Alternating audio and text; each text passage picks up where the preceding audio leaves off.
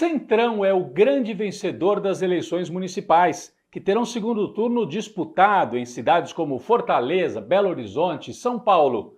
O PT consegue resultado melhor do que em 2020 e vai disputar o segundo turno em 4 capitais, mas a esquerda segue com dificuldades para emplacar os seus candidatos Brasil afora. A direita no Congresso parte para cima do STF. É jogo pesado para livrar Bolsonaro da cadeia. Ele pode ser denunciado logo depois da eleição. Eu sou o Rodrigo Viana e esse é o Tempero da Notícia, que está começando agora.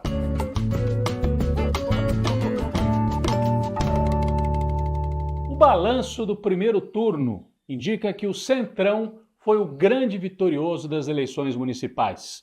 O PSD de Gilberto Kassab elegeu o maior número de prefeituras Brasil afora, quase 900, seguido pelo MDB e pelo PP do Arthur Lira, presidente da Câmara. Isso significa o quê quando a gente olha essa lista com os partidos mais votados?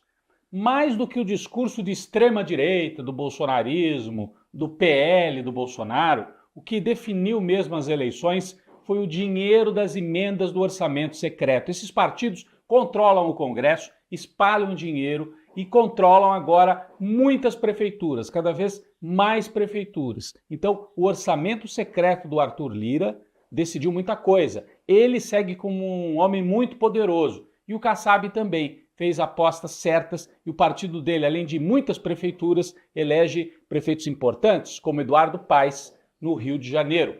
O PT de Lula foi apenas o 9º partido mais votado, com 248 prefeituras. Bom, é pouco, mas significou um avanço em relação a 2020. 2020 foi o fundo do poço para o PT. Eu vejo muita gente dizendo, a esquerda está fraca. Está mais fraca do que o Centrão e a direita, não resta dúvida nenhuma. Mas já teve pior, hein? 2020 foi o fundo do poço. E por que isso aconteceu? Porque houve uma tentativa de simplesmente eliminar o PT do mapa político. A Lava Jato, a derrubada da Dilma, a prisão do Lula, tudo isso foi uma construção que tinha como objetivo acabar com o PT. Chegaram a dizer, vamos caçar inclusive o registro do partido. O partido resiste, mas está mais fraco e agora começa a se recuperar. Ainda assim, o PT só elegeu 2 prefeitas entre as cidades maiores do país, aquelas cidades com mais de 200 mil eleitores que têm segundo turno. Elegeu a Margarida Salomão em Juiz de Fora e a Marília Campos em Contagem, 2 prefeituras em Minas Gerais. Esse é o balanço que a gente pode trazer. O partido de Lula vai estar em 4 disputas de segundo turno nas capitais: Porto Alegre, Cuiabá, Natal e Fortaleza. Esta última, em Fortaleza, é a capital que o PT tem mais chance de conquistar, mas é uma disputa duríssima contra um representante do bolsonarismo raiz. Em Fortaleza e em Cuiabá acontecem essas disputas. De um lado o PT, de outro lado um representante do PL, mas não é só o PL, é aquela turma do PL de fazer agitação em rede social, extremistas mesmo. Tanto em Fortaleza como em Cuiabá é esse o confronto. Agora, Brasil afora, se a gente olhar bem o mapa, não houve esse confronto esquerda-direita como houve na eleição presidencial de 2022. Foi mais mesmo a força dos partidos do Centrão, com máquinas partidárias operando fortemente. Bom, o PL do Jair Bolsonaro projetava eleger 1.000 prefeitos. 1.000. Conquistou cerca de 500. Mais do que o PT, mas menos do que eles projetavam. O ex-presidente Bolsonaro sofreu derrota dura no Rio de Janeiro. Perdeu no primeiro turno. O candidato dele, o Ramagem, um delegado da Polícia Federal, perdeu no primeiro turno para o Eduardo Paes. E em São Paulo, o Bolsonaro saiu chamuscado. Ele tentou deixar um pé em cada canoa. Marçal, Ricardo Nunes, não se definiu, se queimou com muita gente da política. A turma do Ricardo Nunes ficou brava com ele, porque ele ameaçou apoiar o Marçal, depois correu para o Nunes, depois foi para o outro lado. Enfim, titubeante. O Jair Bolsonaro sai chamuscado, mas não sai derrotado também, porque colocou apoiadores, gente ligada a ele, em várias disputas nas capitais. Então esse é o balanço que a gente pode trazer da eleição. Figuras individuais que ganham muito peso.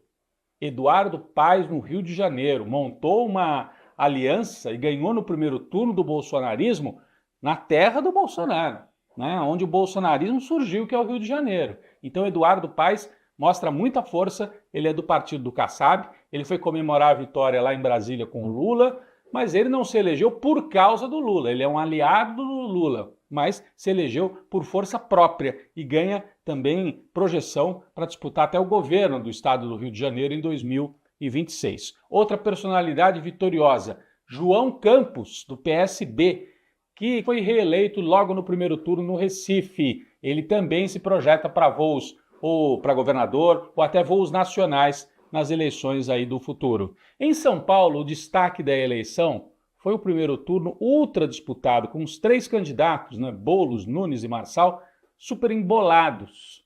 Pablo Marçal, que aprontou de tudo nessa eleição, violência verbal, ofensa, acabou derrotado por uma margem muito estreita, mas a eleição deixou cicatrizes na extrema-direita. Boulos, por sua vez, teve dificuldades para conquistar o voto lulista, o voto mais popular. Faltou voto lulista para que o Boulos pudesse chegar com mais força ao fim desse primeiro turno. Mostra que a esquerda ainda é muito dependente da figura do presidente Lula. Lula ganhou a eleição em 2022 na capital paulista, mas não conseguiu transferir todos os votos para o Guilherme Boulos. As primeiras pesquisas de segundo turno mostram um quadro que está mais ou menos assim, segundo o Datafolha. São Paulo, Ricardo Nunes, o atual prefeito do MDB, é favorito contra Boulos do PSOL, que tem o apoio do Lula. Em Belo Horizonte, o atual prefeito Fuad Noman, do PSD, do Kassab, mais uma vez aí, ó, né, tá na frente, na pesquisa de segundo turno, do bolsonarista Bruno Engler. E em Fortaleza, um empate entre André Fernandes, do PL, bolsonarista raiz, e Evandro Leitão, do PT. Esse é o quadro em 3 das principais capitais aí que terão segundo turno na eleição municipal. Enquanto o país ainda faz esse balanço para saber quem ganhou e quem perdeu, a direita no Congresso, os bolsonaristas, a extrema-direita, já partiu para cima do STF de novo. A Comissão de Constituição e Justiça na Câmara aprovou projetos que limitam os poderes dos ministros do Supremo e já começam a falar abertamente em impeachment para Alexandre Moraes. É um jogo de ameaças e pressões para deixar o STF com medo, eu acho que não vai funcionar, mas a ideia é essa, para arrancar algum tipo de compromisso do STF, porque em breve, logo depois de passada a eleição, a Procuradoria-Geral da República deve denunciar Jair Bolsonaro criminalmente. Então ele corre o risco de enfrentar o processo que vai correr no Supremo. Corre o risco de cadeia, 2025.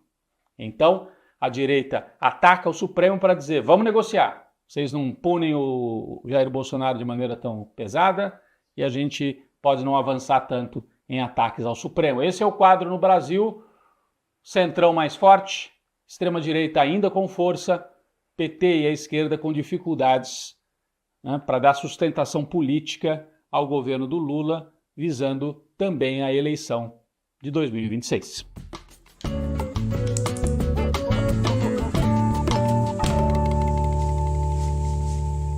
Quem vai para a panela de pressão esta semana é a extrema-direita evangélica, em especial o pastor Malafaia. Terminada a eleição, ele deu uma entrevista atacando frontalmente o Jair Bolsonaro. Malafaia chamou Bolsonaro de covarde, disse que líder é esse que foge, que não se apresenta. Ele se referia à eleição de São Paulo. Por quê? O Malafaia, a turma do bolsonarismo, tinha combinado de apoiar o Ricardo Nunes. No meio do caminho apareceu Pablo Marçal. Aí o Bolsonaro não sabia se apoiava o Marçal ou o Nunes. Ficou com um pé em cada canoa, deixou muito irritados os apoiadores do Ricardo Nunes, entre eles o Malafaia. O Malafaia, então, passada a eleição, ataca o Bolsonaro. Será que foi só por causa da eleição de São Paulo? Tem mais alguma coisa acontecendo? Eu tenho uma outra leitura. A direita evangélica está em crise. Olha o que aconteceu no Rio de Janeiro. A bancada de vereadores apoiados por evangélicos, pastores, diminuiu. O próprio Malafaia apoiou um candidato chamado o Vaguinho cantor, um evangélico, que perdeu. Então o Malafaia não conseguiu eleger vereador no Rio de Janeiro, que é a cidade dele. O que está acontecendo? Eles estão com medo de perder essa disputa para esse novo modelo de coach. Saem os pastores que vendem a prosperidade e um lugar no céu, né? Se você pagar o dízimo, e entram os coaches. É mais simples. No caso dos coaches, você não precisa nem ler a Bíblia. Decora 3 ou 4 frases, pode dar um dinheiro pela internet mesmo, não precisa nem ir para a igreja. É uma concorrência. Está preocupando esses pastores, essa gente que explora a fé para conseguir dinheiro e poder. Então, saem os pastores e a direita evangélica, avançam os coaches como Pablo Marçal, deixando na panela de pressão personalidades como o Malafaia. É claro que a direita segue muito forte e esse setor evangélico também segue tendo muito poder no Brasil, mas alguma coisa se moveu. O Malafaia vai para a panela de pressão.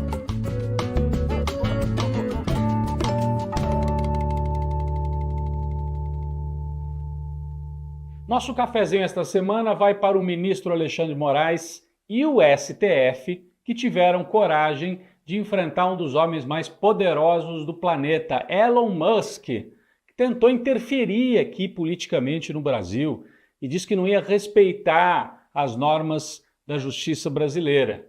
O Elon Musk tem o X, o antigo Twitter, espalhado pelo mundo. Em outros países, ele teve que respeitar. Na Índia, na Europa, países que colocaram limites para o vale tudo que ele implantou no X. Chegou aqui no Brasil e disse que não, que era censura, que não podia. Alexandre de Moraes dizia que o X tinha que tirar do ar algumas contas que estavam pregando golpe de Estado, estavam cometendo crime de ódio. E o Elon Musk, não, é tudo liberdade de expressão. Só que aqui no Brasil tem regra, tem Constituição, tem leis que são brasileiras. Não é o Elon Musk que vai dizer o que vale e o que não vale. Ele disse que não ia cumprir, tirou até a equipe dele do Brasil, porque assim o Supremo não teria como fazer intimações, não teria uma sede no X. Alexandre de Moraes tirou do ar o X. Ah, escândalo, a direita brasileira falou, olha aí, é um ditador. O que aconteceu, gente?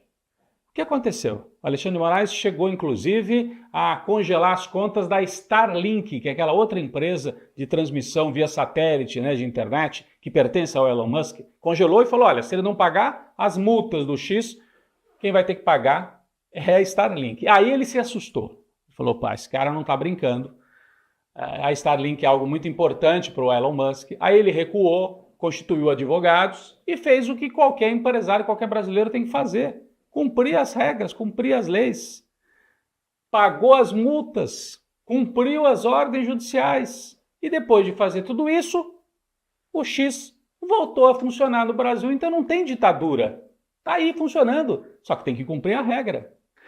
É um embate que foi observado pelo mundo inteiro, porque as chamadas Big Techs, que são essas empresas de tecnologia, muitas vezes se colocam acima das leis de cada estado, de cada sociedade. E nesse caso, o Estado brasileiro foi mais forte do que um bilionário mimado que acha que pode mandar no mundo inteiro. Teve que recuar, pagou a multa. E o X, o antigo Twitter, voltou a funcionar. Isso é importante, tem um caráter didático e mostra que o Brasil não é uma terra de ninguém, onde o estrangeiro vem aqui e faz o que bem entender. Então, um cafezinho, Alexandre de Moraes agiu com firmeza, dentro das regras, dentro da lei, e o Elon Musk teve que recuar e pagar as multas. Um cafezinho para o Supremo Tribunal e para o ministro Alexandre de Moraes.